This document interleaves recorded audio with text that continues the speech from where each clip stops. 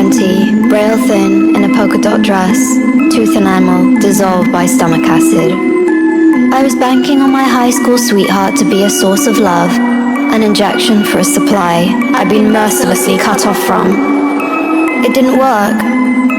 In the time we'd spent apart, he'd become a surfer up in San Luis Obispo and had developed a penchant for getting high at 5 in the morning.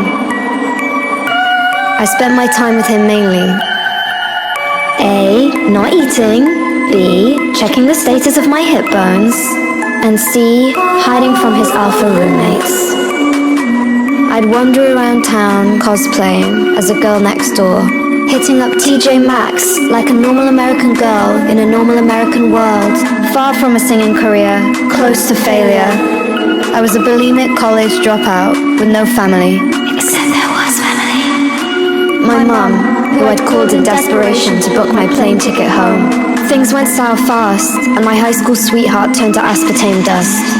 I took the train to Hollywood, like a cliché, and drove the Amtrak like I was in the lap of luxury, relieved to have escaped the tension of a reunion.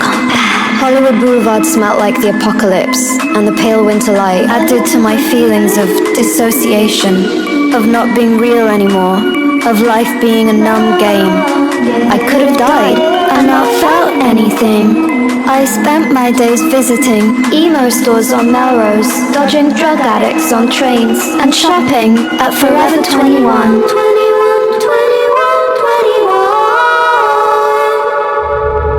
On my last night, I caught my reflection, a silver light bouncing off ribs protruding crudely from my back. It was then that I realized the jig was up. My plan to be thin hadn't worked. I didn't make him love me. Years later, we met again at the Roosevelt Hotel, two old friends sharing the same soul connection we'd had in high school.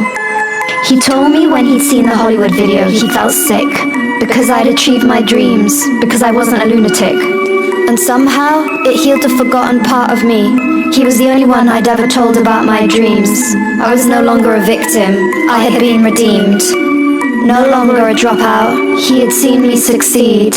And finally, I wasn't who I was at 17 anymore.